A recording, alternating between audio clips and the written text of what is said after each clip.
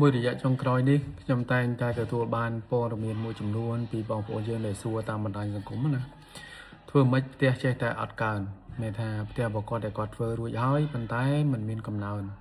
ឬមួយក៏កំណើនសัตว์នោះយឺតមែនតើអញ្ចឹងបញ្ហាទាំងអស់នេះខ្ញុំបានកែផ្ទះឲ្យគេជាច្រើនមានថាបងប្អូនយើងដែលគាត់ជួបបញ្ហា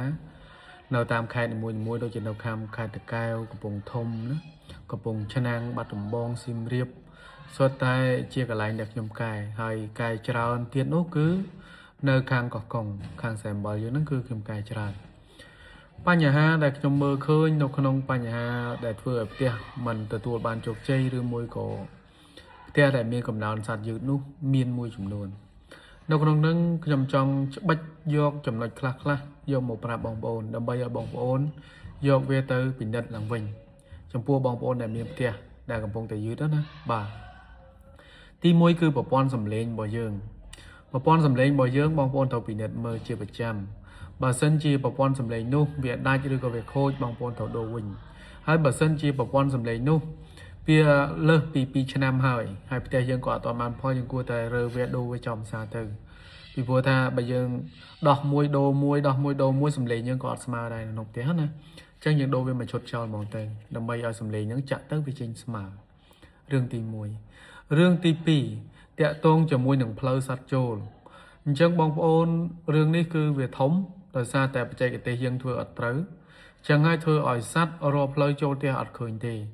ពេលខ្លះបងប្អូនឃើញសัตว์ហើរនៅខាងក្រៅច្រើនប៉ុន្តែសัตว์ហ្នឹងវាអត់ចូលផ្ទះមូលហេតុអីខាងក្នុងផ្ទះរបស់បងប្អូនកំពុងតែមានបញ្ហាខាងក្នុងអញ្ចឹងខាងក្នុងនោះមានចំណុចអីខ្លះទី1ការខណ្ឌបន្ទប់សัตว์ដេកនៅក្នុងផ្ទះអញ្ចឹងមានន័យថាគាត់ខណ្ឌអត់ត្រូវធ្វើឲ្យចលនានៃការហោះចេញចូលរបស់សัตว์ហ្នឹងអត់ត្រូវធ្វើឲ្យសัตว์រកកន្លែងចូលអត់បានឬក៏ចូលទៅវែងនៅក្នុងផ្ទះដែលជាហេតុធ្វើឲ្យសัตว์អាចចូលក្នុងផ្ទះបានទេ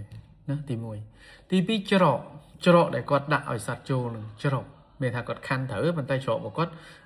រៀបចំអត់ត្រូវអាហ្នឹងក៏មានបញ្ហាដែរហើយទី3គឺការរៀបចំសម្លេងសម្រាប់ហៅសัตว์ឲ្យចូលក្នុងផ្ទះនឹងខ្លួនឯងនឹងឯងគាត់ដាក់អត់ត្រូវទីតាំងហៅអត់ត្រូវហ្នឹងក៏ធ្វើឲ្យសัตว์មិនអាចរក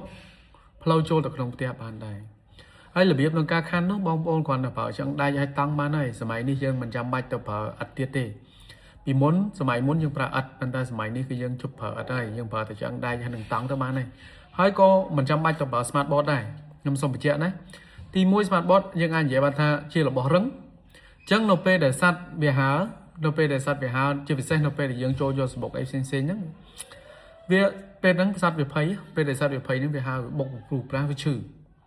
អញ្ចឹងហើយបងខ្ញុំមិនណែនាំឲ្យប្រើទេ smart board ទេខ្ញុំប្រើតែចង្ដាច់ហើយនឹងតង់ទៅបានហើយអាហ្នឹងគឺល្អបំផុតប៉ុណ្ណឹងចំណុចសំខាន់នៅក្នុងផ្ទះមួយទៀតគឺឈើនិងប្លង់សេបើសិនជាឈើនិងប្លង់សេរបស់បងប្អូនមានដុះផ្សិតក៏ជាបញ្ហាដែលធ្វើឲ្យសัตว์អត់មានកម្លាំងដែរទាំងអស់នេះគឺសំខាន់ណាស់បងប្អូនពីព្រោះអីពេលដែលឈើនិងក្នុងផ្ទះរបស់យើងនៅលើប្លង់សេហ្នឹងវាមានផ្សិតណាវាធំក្លិនផ្សិតសัตว์វាអត់ចូលចិត្តក្លិនហ្នឹងទេអញ្ចឹងបើសិនជាឈើមានដុះផ្សិតបងប្អូនត្រូវសម្អាតឈើជាមួយនឹងថ្នាំការពារផ្សិតទៅហើយប្លង់សេបងប្អូនត្រូវសម្អាតវាជាប្រចាំជាមួយនឹងថ្នាំបាញ់សម្រាប់មេរោគនៅក្នុងផ្ទះអានេះសំខាន់ណាស់បើសិនជាមិនអញ្ចឹងទេបងប្អូនមិនអាចរងាប់ផ្សិតនៅក្នុងផ្ទះបានទេអញ្ចឹងបងប្អូនត្រូវមើលវាហើយបងប្អូនមួយចំនួនធំគាត់តែងតែនិយាយថាចង់បានសម្លេងនេះចង់បានសម្លេងនោះបងប្អូនយកសម្លេងល្អប៉ុណ្ណាក៏មិនអាចតាក់ទាញឲ្យសัตว์ចូលក្នុងផ្ទះបានដែរបើសិនជាបងប្អូនរៀបនៅក្នុងផ្ទះមិនត្រូវអញ្ចឹងឥឡូវនេះខ្ញុំសូមបញ្ជាក់ថាខាងក្នុងផ្ទះគឺសំខាន់មែនតើដែលត្រូវឲ្យបងប្អូនមើលឲ្យបានល្អល្អនិងម៉ត់ចត់មិនមែនត្រឹមតែយើងដូរសម្លេងហើយយើងអាចតាក់ទាញសัตว์ថ្មីឲ្យមកនៅក្នុងផ្ទះយើងបានទេមួយទៀតការគ្រប់គ្រងសំណើមនៅក្នុងផ្ទះសម្រាប់ផ្ទះថ្មីខ្ញុំចែករំលែកគឺមិនត្រូវឲ្យបងប្អូនប្រើសំណើមខ្ពស់ពេកទេពេលណាដែលបងប្អូនប្រើសំណើមខ្ពស់ពេកកូនសัตว์នៅក្នុងផ្ទះមិនអាចនៅក្នុងផ្ទះយើងបានទេមូលហេតុអីបងប្អូនមូលហេតុមួយដែលចម្បងជាងគេសម្រាប់សំណើមនៅក្នុងផ្ទះថ្មីគឺជាផ្ទះដែលមានកូនសัตว์ថ្មីមកនៅមិនមែនមេសัตว์មកនៅទេមេសัตว์គឺមិនអាចមកនៅផ្ទះយើងបានទេគឺកូនសัตว์រោមរបស់វានៅស្ដាងនៅឡើយមិនទាន់ក្រាស់ទេអញ្ចឹងវាមិនសូវធន់ជាមួយនឹងសំណើមខ្លាំងទេ បើសិនជាសំណើមយើងខ្លាំងក៏ធ្វើឲ្យកូនសត្វនោះវាល្ងាដែលធ្វើឲ្យមូលហេតុមួយកូនសត្វនោះមិនអាចនៅផ្ទះរបស់យើងបាន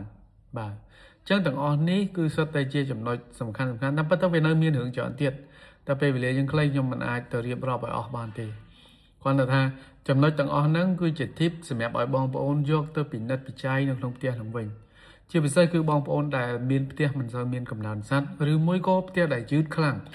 បងប្អូនទៅពិនិត្យឡើងវិញទៅបងប្អូនប្រកាសជាឃើញហើយបន្ថែមពីលើនឹងតិចសម្ភារៈការពារត្រូវតែមានណាបងប្អូនអាចអត់បានទេ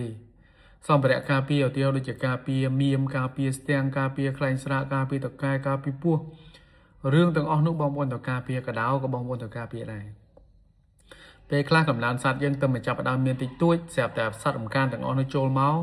ធ្វើឲ្យសត្វផ្ទះរបស់យើងនឹងគឺលែងកើនហ្មងអាហ្នឹងគឺផលប៉ះពាល់វាអញ្ចឹងឯងបាទអញ្ចឹងបើសិនជាបងប្អូនមានចម្ងល់ឬក៏មានសំណួរដែលចង់សួរទាក់ទងមកបច្ចេកទេសទេសកម្មអាច chat direct មកខ្ញុំក៏បានដែរតាមរយៈ Facebook page ឬក៏ Telegram ដែលខ្ញុំបានដាក់ហើយឬក៏បងប្អូនមានចម្ងល់អីអាច comment នៅក្នុងវីដេអូនឹងក៏បានដែរខ្ញុំនឹងផលិតជាវីដេអូដើម្បីចែកចាយនៅចំណេះដឹងផ្សេងៗជូនដល់បងប្អូនទាំងអស់គ្នាបន្តអរគុណច្រើនជំរាបលា